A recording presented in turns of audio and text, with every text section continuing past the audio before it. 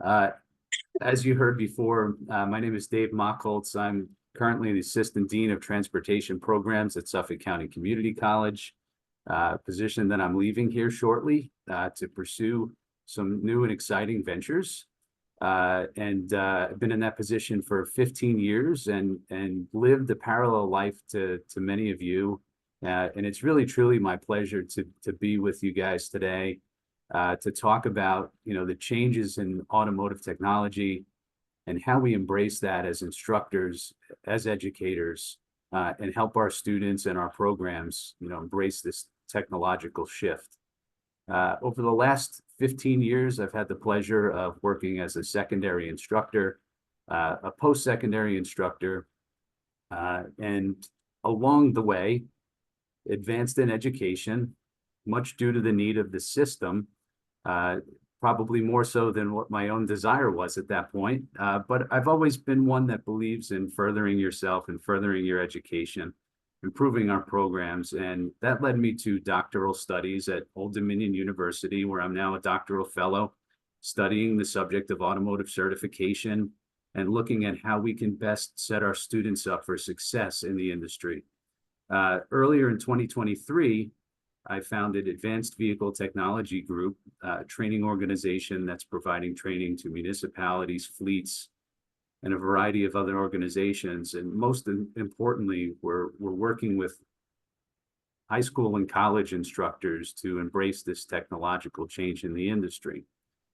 I've had the distinct pleasure of working with wonderful organizations within our post-secondary programs at Suffolk, including General Motors ASEP since 1987, Toyota T10, he's been at the college since 2003, Honda PAC since 2005, and over the last 7 or 8 years, the names that you see up on the screen probably look familiar, and we were one of the first Tesla start schools in the nation. I think the 6th school, if I remember correctly. I've also had the distinct pleasure of serving on the Governor of New York's Excelsior Automotive Task Force, along with the president of the Dealers Association, Greater New York Automobile Dealers Association, commissioner of the Department of Motor Vehicles, both pictured here in our Toyota T10 lab. In addition to those positions and roles, you may recognize my name from organizations such as Motor Age. I've written for Motor Age for over 10 years. And WorldPAC, where I'm a technical training program manager in my spare time, and have been doing quite a bit of training over the last 10 years with them to support industry technicians and professional development. As I mentioned, most recently, we founded AVTG to provide training and services to support the workforce as well. So in addition to what we're doing with AVTG, I mentioned that we'll be here working with NACAT for the weekend, 26th, 27th, and 28th.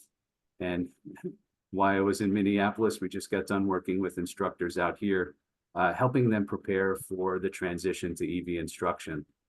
And why, right? And why are we talking about this subject here today? If you look at the global electrical vehicle sales over the last year in 2023 alone, there were 13.6 million vehicles sold. And you say, well, Dave, that's across the globe. That's not here in the US. Climates are changing.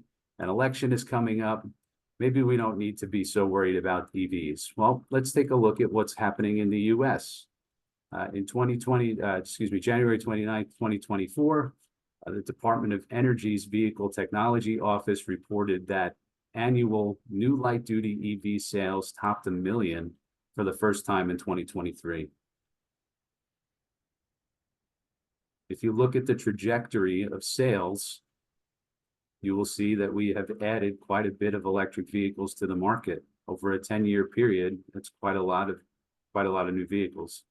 And if you look at that combined with hybrid electric vehicles, not just electric vehicles, but both of them require the same skill sets, it makes up about 16% of the total US light-duty vehicle sales. In January, you likely heard reports that EVs were falling flat on their face, sales were down, and a variety of different things were going on here with the market, especially interest rates, a lack of interest in the current models available, which is changing, But most recently, Kelley Blue Book released their electric vehicle sales report for Q2 2024, so wrapping up here at the end of June and posted earlier this month. Their sales indicated that this year there were year-to-date sales of 599,000 vehicles, almost 600,000 vehicles, which was up 7.3% from the previous year. So the discussions of this slowing, they may be stabilizing, but they're certainly not going away. And there's a reflection of that number at end of Q1 2024 versus 2023. According to Bloomberg, EV slowdown may just be a blip for the US, as analysts are seeing growth resume for fully electric cars, and they're projecting well over the 2 million mark for Q4 of 2025. Another interesting factor is looking at the top sellers of electric vehicles in the world. Who would have ever thought an American car company called Tesla would be the worldwide leader in that? What you'll also see is not so many familiar names. Companies like BYD, AITO, right? Chang and Lumen, and guess where a lot of these companies are? Can't hear the room, but if quite a few people said China, you're absolutely right. So in terms of the global sale of electric vehicles, one of the things that I think has to be a concern for our traditional manufacturers is the influence of foreign vehicle manufacturers. This company here, BYD, just outpaced Tesla in sales in China to the tune of several million. What does that mean for us as a society? BYD is not going away. They're setting up manufacturing plants in Mexico. They're setting up manufacturing plants in Canada. And when the European Union told them they don't want them using their ships to ship their vehicles to Europe, they built their own ships. So why is that included in a presentation about electric vehicle instruction for educators? Well, I guess the thing is, it's not going to go away, right? As these global brands continue, you'll hear more and more about this leading up to the election. Even if we tariff these cars at 100%, they still have multiple brands that would be cheaper than the cheapest EV we have here in the United States, which puts extraordinary pressure on our traditional manufacturers. And you'll see many of those manufacturers making huge structural changes to their programs. So for example, Toyota in North Carolina. Is anyone from North Carolina in the room? I'm sure there's a few. What are they building in North Carolina? I believe it's an $18 billion battery factory. Why? Truly not because they don't believe in electric vehicles, but they believe in an electrified future that is probably a combination of hybrid and EV. So one of the objections that I hear folks talking about and why EVs will never take off, and you probably talk a lot about this with your students, are things like range anxiety, lack of charging stations, a limited selection of vehicles, fears of battery failures, right?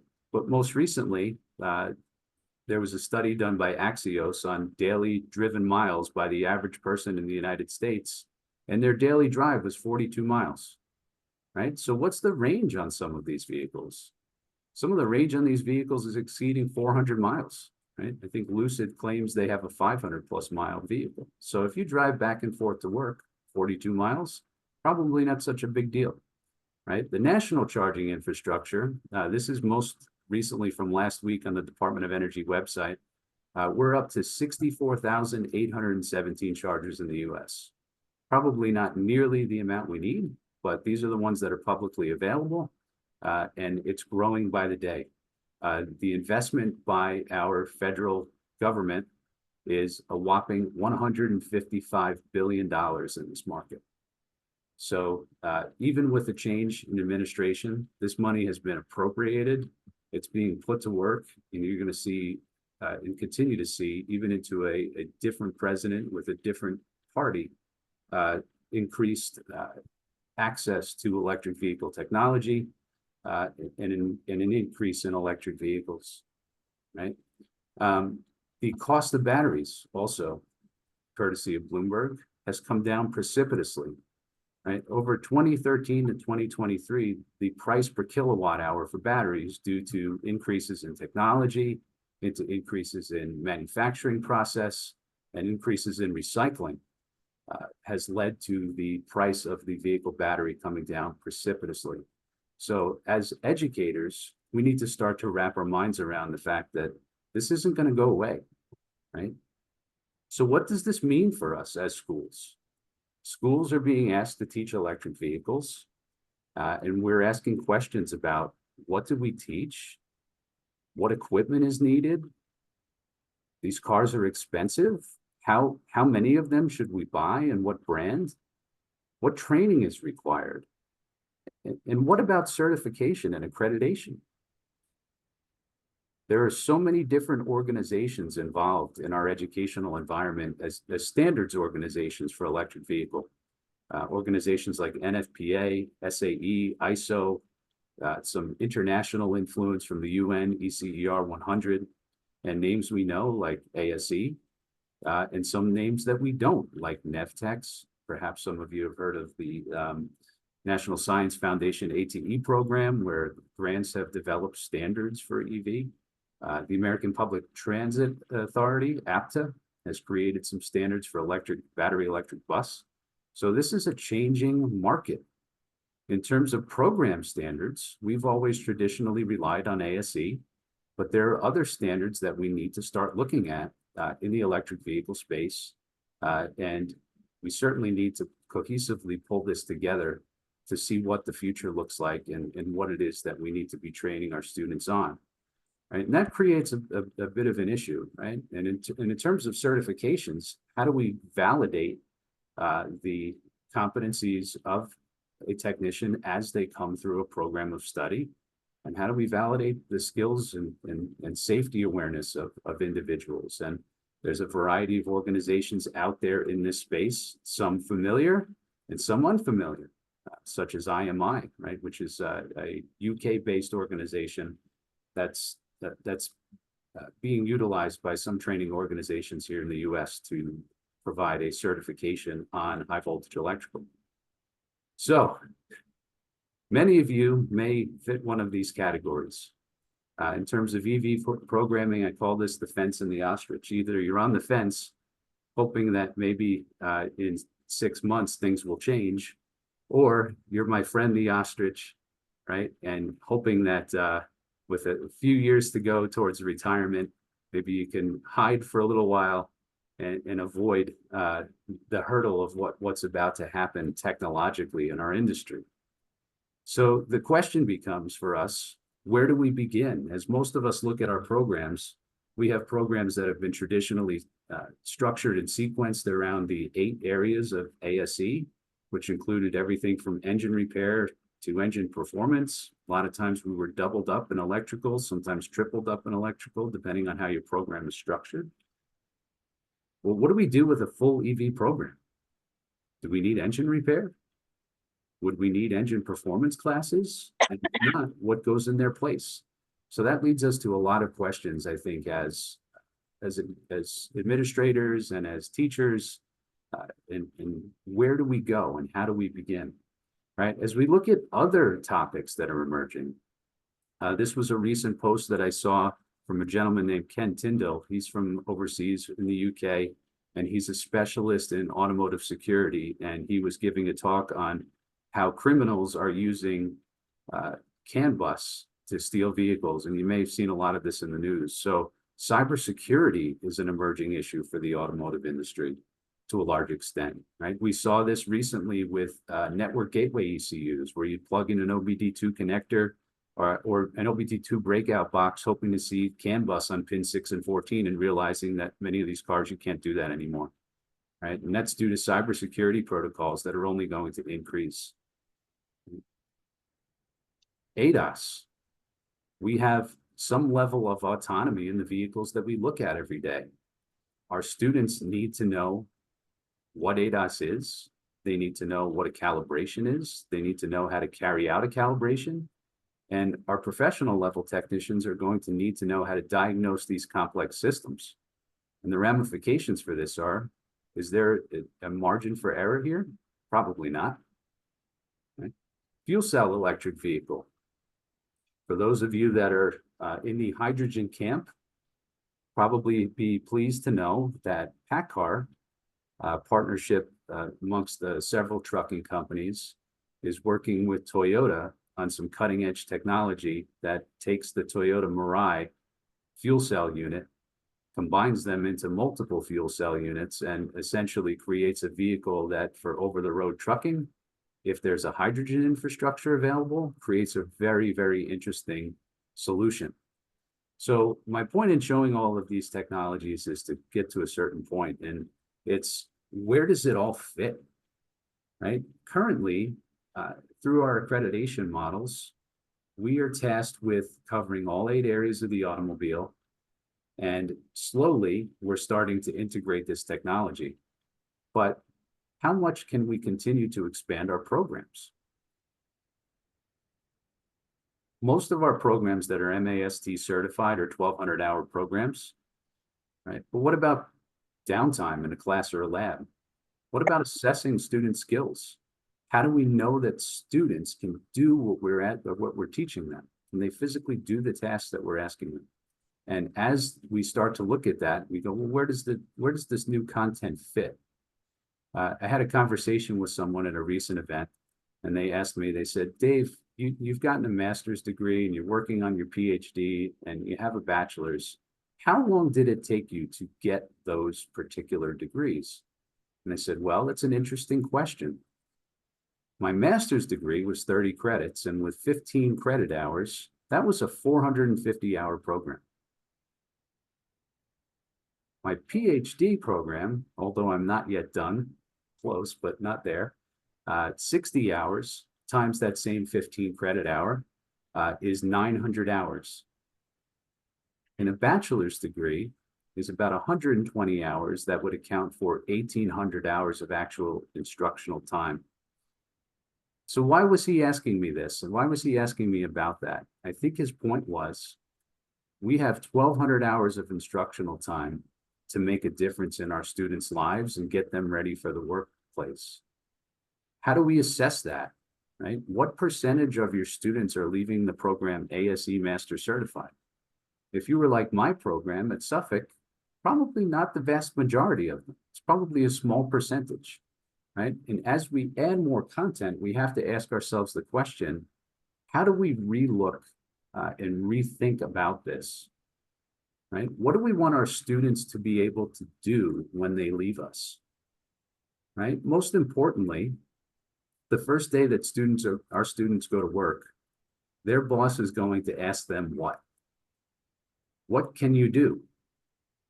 They won't ask them how much they know about AC current and charging infrastructure, but they certainly will ask them what they're capable of doing, whether it's maintenance, right, or whether it's repair processes, procedures, customer service skills, all the things that they're going to need to be successful. One of the things that alarms me in my research for my PhD is that 40 to 60% of our young people entering this industry leave after 3 years. That's an alarming statistic. And it's one that I think that we have a role as educators in embracing and taking on this challenge of really reinventing what we do. How does our current model align with industry need? Do our students possess the skills they require to meet industry needs and demands? I'd like to wrap up today by talking about reimagining what we do and leave you with the charge of, let's reimagine this together. New technology provides an opportunity to really reinvent what we're doing. Some of you may have noticed or may have realized that parents, when they watched the Super Bowl probably 3 or 4 years ago with the advancements in electrification, may have started to look at the automobile industry in a different light. Some of them have said to me, this is not your grandfather's business anymore. And my grandfather was in this business and he's 92. And he says, this is not your grandfather's business anymore. Our students will need to be eventually technological experts, right? And parents, administrators, and guidance counselors are beginning to think differently. But we have challenges. Our median salary for the industry is around $48,000 annually. That means that less than, well, I should say 350,000 people make less than $48,000, right? In terms of some of our major cities, that's not a livable wage, right? So how do we close the gap? And it's going to be very, very important for us to, as the image of the automobile changes, to change the image of our facilities, to change the image of our programs, and to change the image of, in the minds of guidance counselors, of who should be in an automotive program. So I am really excited to let you guys know today that as a result of the work that I've been doing in the certification space and an electric vehicle training space, that we've created a new 501c3 organization to help support this exact transition.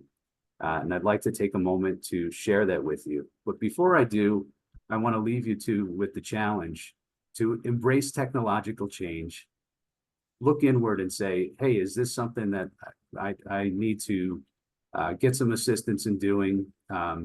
Whether it's mentor groups at NACAT or seeking training from all the wonderful organizations that are represented here this week, and start to build the future of our programs in a reimagined light.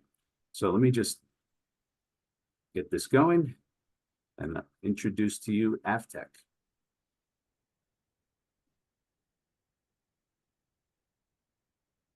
The Advanced Vehicle Technology, Education, and Credentialing Coalition, AVTEC, is a not-for-profit organization created to reimagine the way in which we educate and certify the technician workforce. As vehicle technology becomes increasingly complex, technicians will require a professional model for career preparation, continuous learning, and a validation of technical skills.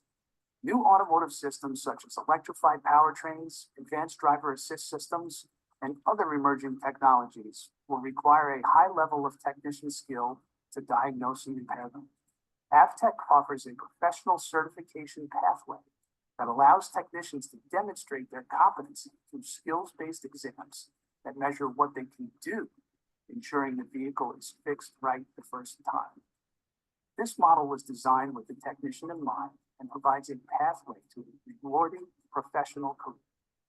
At the core of AVTEC's professional certification are industry and educational standards. Our standards are based on the body of knowledge required to maintain, repair, and diagnose today's advanced vehicles and scholarly and industry research to inform best practices. This fall, AVTEC will release our industry and educational standards for electric vehicles. These standards provide a framework that range from secondary, high school, career and technical education transportation programs through advanced training programs offered by OEMs and aftermarket training providers. These standards will be supported through a new accreditation model that will provide program and curricular support, professional development for teachers, and a hands-on certification model that allows training programs to offer industry-recognized certifications at the conclusion of a class, course, or program of study. AVTEC certification for professional technicians will follow in early 2025. In order to successfully launch AVTEC's professional certification program, we need your help. I would like to invite you to get involved as we revolutionize transportation education and credentialing and empower the next generation of professional technicians. If you are an instructor, a school, training organization, or an OEM, we would like to work together with you to create the future of our industry. Please visit avtech.org to learn more or reach out to us at info@avtech.org. As you can imagine, we're really excited about the work that we're doing. And as I said in the video, we do need your help. We want to work together with the industry to reimagine the way in which we educate our students. And there's no better place than to start that conversation than here at NACAT this week. Heather's done a phenomenal job along with the board of putting together some fantastic training presentations from a variety of different organizations. And I'd like to encourage all of you to go into it with an open mind and to think about what the future of your program looks like. I hope to see many of you after I get on my flight this afternoon to Indianapolis, and to continue the conversation about how we can help and how I can help to support you and the work in your programs. And I look forward to meeting you as the week goes on. Thanks so much and have a wonderful conference.